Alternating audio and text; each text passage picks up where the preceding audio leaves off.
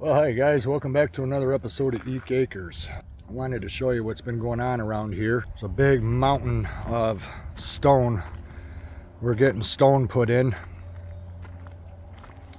and it's really defining the edge of the lawn to the driveway, but it's looking so much better getting this entire driveway filled in. There's still a huge pile here. My landlord is going to be backblading all this with his skid steer. But today on his one skid steer, he blew the primary on it. And so he's got to wait until his other skid steer gets back from a job, and then he's going to come either tonight or tomorrow morning to backblade this for us because it's too much to do with just a shovel.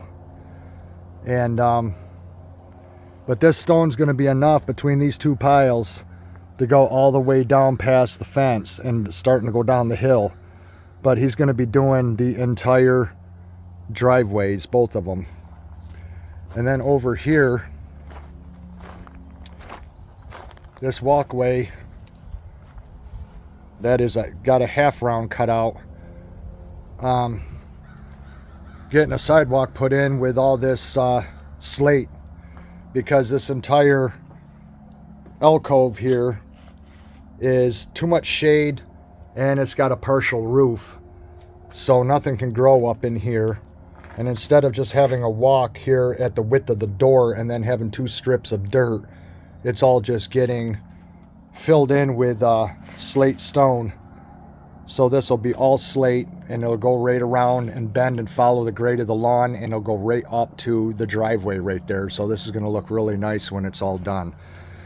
All I had to do was drive a Mack truck, big diesel Mack, and he loaded the stone, and I came over with the Mack truck to dump the stone in the driveway. You climb up in it like a semi. The first time I ever drove that truck was today. But I've been getting this property really cleaned up, and it's looking really, really nice. Trying to, like I said, trying to make it like a park setting. And I wanted to show you guys down over here the grove of wildflowers that we got growing. Bridget just loves them because they're her favorite color. It's going to seem so good to have this driveway done, you guys. No more mud. It's already a hard packed driveway, but it hasn't been stoned in many, many years. So it's going to seem good to have this all top dressed. But down over here by the flag, we got all these beautiful purple and white phlox growing. We also have the white rambling rose, which is an old-fashioned rose bush. There's lots of those growing here. And of course we got the crab apples. But boy, does this ever smell good down here, you guys. I wish you could smell this. These are so fragrant, these phlox. And like I said, there's purple and white in here. And this is Bridget's favorite color, so she just loves these beautiful wild flowers growing. And we have tons of blackberries, just tons of them, and raspberries. And then of course the garden is planted, so this is very beautiful. Just love this. Trying to make it as much as like a park setting as possible. And then they continue all along this bank, the wild phlox growing. So pretty.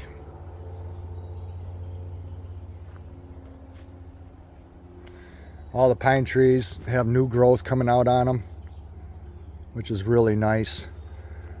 The Norway spruce, these pines that we have all over the property, they grow 3 feet per year. And they're one of the easiest pines to transplant. It doesn't take much at all for them to get established. And then when they get established, they start growing their new growth. But it's sure looking so much better around here, you guys. So much better. This place has been a lot of work. Now, I told Bridget if she were ever to put this house on the market, she'd make an absolute killing on it, and she would make way more than what she paid for it, because we live in a tourist attraction area. We're 1 mile from the lake, and we're just a few miles from the Stockwell Institution, which is world renowned. And there's people that not only come from all over the United States to go to the institution, but there's people that come from around the world. And when they're here through the summer season, when it's in full swing, they are always hitting the real estate sites looking for places to buy, because they want to purchase summer retreats. And this place would be an ideal summer retreat for somebody that wanted to enjoy our lake and the Stockwell Institution. We got this massive barn that is 5,700 square feet. It's got an office in it. It's got a paint booth in it. It's got all kinds of room to do work in it. It's got a furnace in there. It's got ceiling fans, shop lights. It's got a bathroom with a toilet, sink, and shower. It's on the well, and it's also hooked for all electric. And it has everything that you need in this big building to do whatever you want to do. So that's another reason why she would have no problem selling this property if she ever wanted to sell it someday. And that's why I wanted this place to end up like this, so that her investment, her turnaround, if she were to sell it, she would make a pretty penny on this place, because it's been a lot to get it to this point.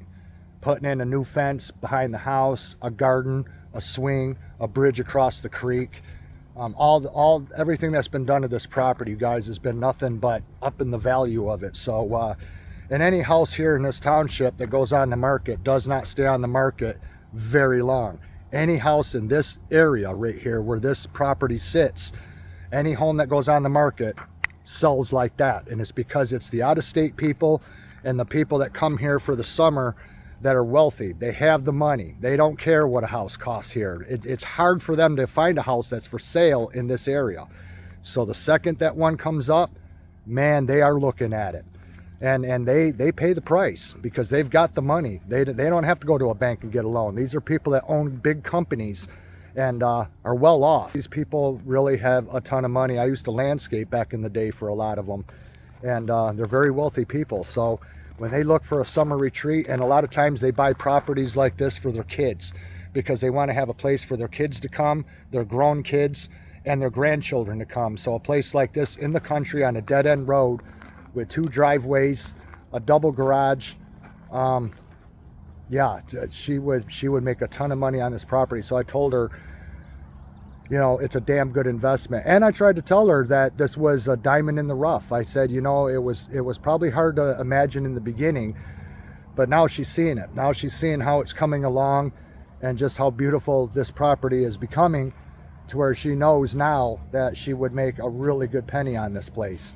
You know, with all this acreage and the woods and a nice lean-to up in the woods, there's trails here, there's just everything that you would need to entertain. It's got a really nice backyard, the fire pit with the swing and everything. So in this nice porch, we got the small dog pen.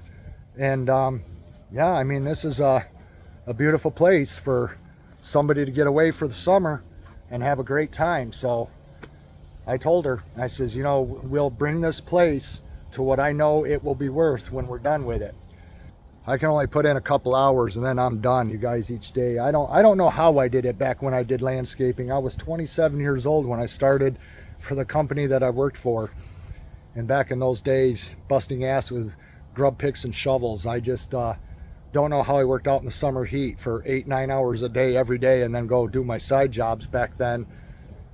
Now at the age of 53, there's just no way I could do that line of work again. So that's all I got this time, you guys. I got a review, well, a few reviews coming up. So one is going to be a bug zapper and the other one's going to be a big flashlight review. So that's what's going to be coming after this video. Thanks for watching, you guys, and we'll see you again in the next one. Bye-bye.